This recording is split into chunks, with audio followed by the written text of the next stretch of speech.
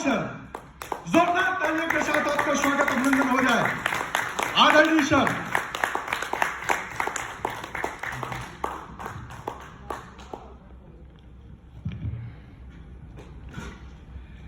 परम आदरणीय MD sir, बड़े भैया मनोज सिंह जी, डायरेक्टर जितेंद्र यादव जी, हम लोगों के संरक्षक मार्गदर्शक श्री जानकी राजभर जी, कंपनी के सभी एचओडी, एआरएम, आरएम, सभी जनरल मैनेजर, एजीएम, एसडीआई, सबको प्रणाम। बहुत बहुत धन्यवाद सबसे पहले सर विजय सिंह जी को, जो सुबह से इतना ऊर्जा के साथ, इतना बढ़िया तारतम्यता के साथ मंच का संचालन कर रहे हैं। मित्रों, सबसे पहले मैं धन्यवाद देना चाहूँगा सभी जनरल मैनेजर सर को, जिन लोगों ने इतना बढ़िया तरीके से अपने अपने सेक्टर की रिपोर्ट प्रस्तुत किया। क्योंकि मैं किसानी ग्रीन्स प्राइवेट लिमिटेड को लीड कर रहा हूँ, इस सेक्टर के डायरेक्टर की जिम्मेदारी मेरे ऊपर है। किसानी ग्रीन्स के director general manager Shri Amit Singh ji को पुनः एक बार धन्यवाद देना चाहूँगा, जिनके कुशल नेतृत्व में सभी एसडीआई उनसे तारतम्य बना करके इतना बढ़िया तरीके से किसानी ग्रीन्स के कार्य को क्रियान्वित कर रहे हैं। उन्होंने इस चीज़ को अपने रिपोर्ट में बताया भी। मैं एक बार थोड़ी सी उसके विषय में बता दूं। किसानी ग्रीन्स मुख्यतः दो कार्य करने की योजना बनाया है।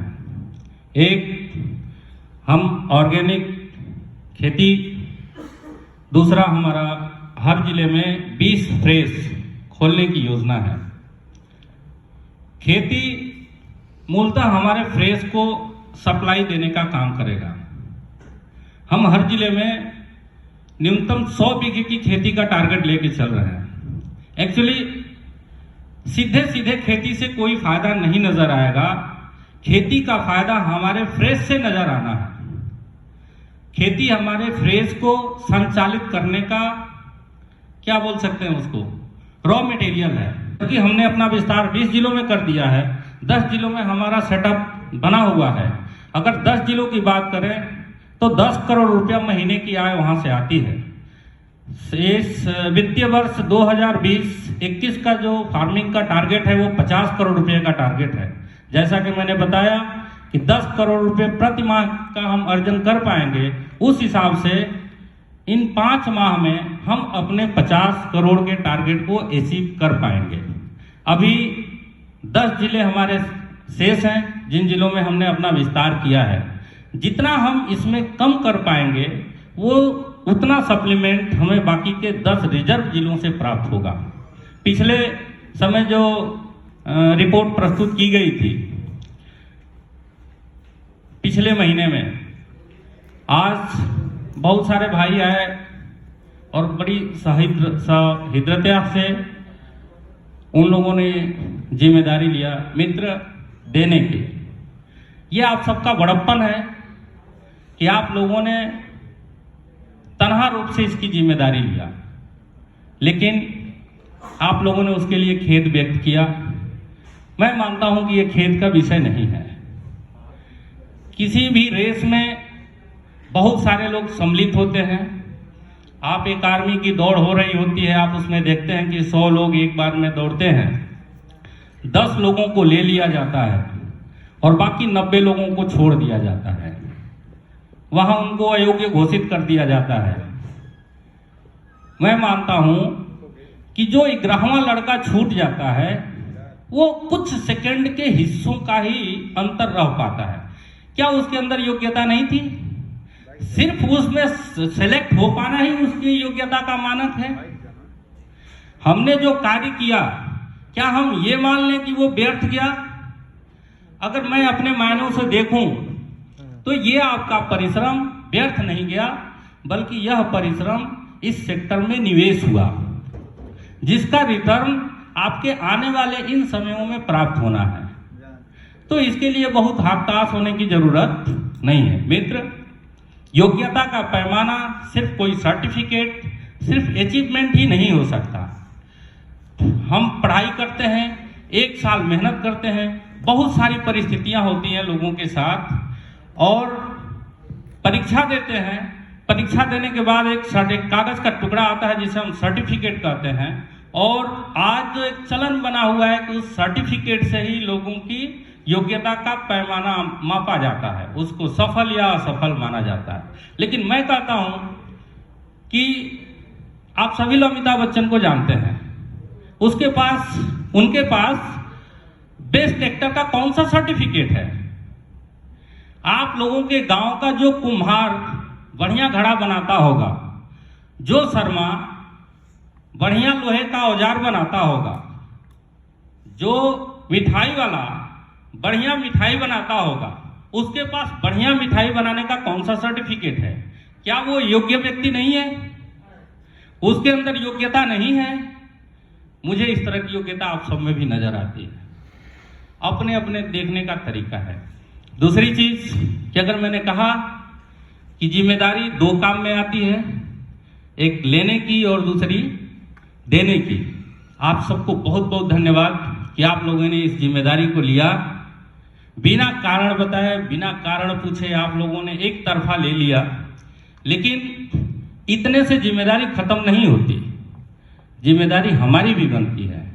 अगर आप बेहतर कार्य करते हैं, कंपनी काफी ऊंचाई पे जाती है, कंपनी बढ़िया टारगेट अचीव करती है, प्रशंसनीय कार्य होता है, जश्न मनता है, और उसमें हम भी सम्मिलित होते हैं, आप भी सम्मिलित होते हैं। तो अगर कहीं से कोई माइनस पॉइंट है तो क्या वो सिर्फ आप अकेले की जिम्मेदारी है?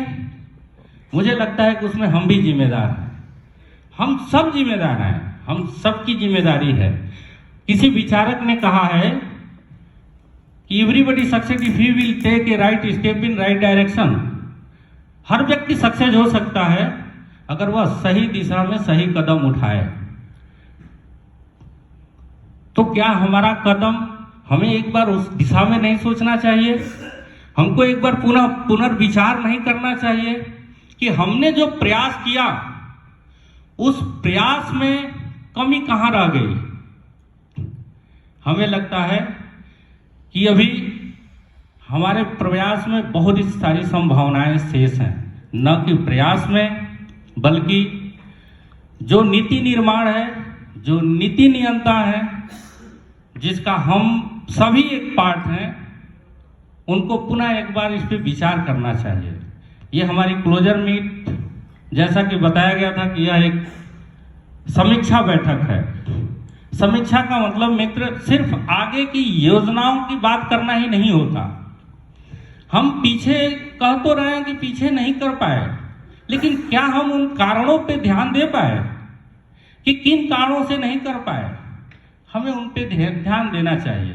अलग अलग जगह की अलग अलग समस्याएं हो सकती हैं, इसलिए मैं नहीं कहता कि इस तरह से सार्वजनिक मंच पे उस पर विचार किया जाए, लेकिन छोटे छोटे क्षेत्रों, अपने जिलों के हिसाब से, अपने सेक्टर के हिसाब से उस पर चर्चा की जानी चाहिए और यथासंभव उसमें सुधार किया जाना चाहिए। अभी मैडम का एक सुझाव था कि अगर ये खेती है तो ये गेंदा का फूल भी उसमें आता है। मैडम, मैं आपको बताना चाहूँगा कि शुरुआत के लिए हम लोग वेजिटेबल्स को एडॉप्ट किए हुए हैं, जिसमें ऑर्गेनिक प्रमुख है। लेकिन हमारी सोच न कि गेंदा के फूल बल्कि जो औषधीय प्लांट हैं वहाँ तक जाने की है। जो क्या बोलेंगे उसको, जो मेडिसिनल प्लांट जिसको बोलते हैं, जो औषधीय पौधे हैं। भारत में 186 तरीके की जड़ी बूटियाँ पाई जाती हैं। जड़ी बूटियाँ तो बहुतों पाई जाती हैं, लेकिन 186 तरह की जड़ी बूटियाँ हैं जिनका क्षेत्रों के हिसाब से, जगहों के हिसाब से निर्माण किया जाता है। और इस क्षेत्र में भारत एक बहुत बड़ा निर्यातक देश भी है। तो हम वहाँ तक पहुँचना चाहते हैं। उसमें आपका फूल भी है। हम हार्टिकल्चर पे भी काम करना चाहते हैं। हम टीक प्लांट पे भी, हम बार बार कहते हैं कि जो हमारी वेजिटेबल्स की जो फार्म होगी, हम उसके अगल बगल में टीक प्लांट्स लगाएंगे, हम टिम्बर प्लांट्स लगाएंगे। तो हम खेती से जुड़ा जो कुछ भी है हम सब चीज में आने वाले हैं। हाँ, समय जो दिया गया उसके हिसाब से मैं बता दूं मित्रों कि हम बहुत उपलब्धियों की बात तो नहीं करेंगे, लेकिन बड़ा अच्छा लगता है इस कंपनी में जब हम गाजीपुर में 46 बोतल ब्लड डोनेट कर रहे होते हैं। बड़ा अच्छा लगता है जब हम जौनपुर में 101 बाटल ब्लड डोनेट कर रहे होते हैं।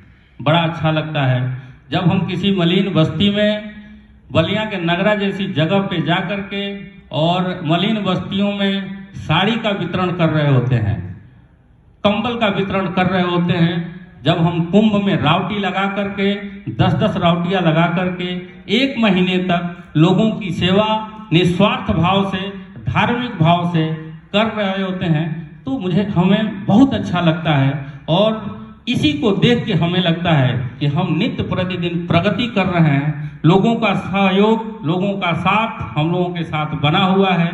तो आपकी कंपनी अगर इतना कुछ मानवता के लिए, इतना कुछ देश के लिए, इतना कुछ हम सब के लिए अगर कर पा रही है, तो निश्चित रूप से नित्य प्रतिदिन प्रगति कर रही है। इस प्रगति में आपका अंश है, आप सबका सहयोग है।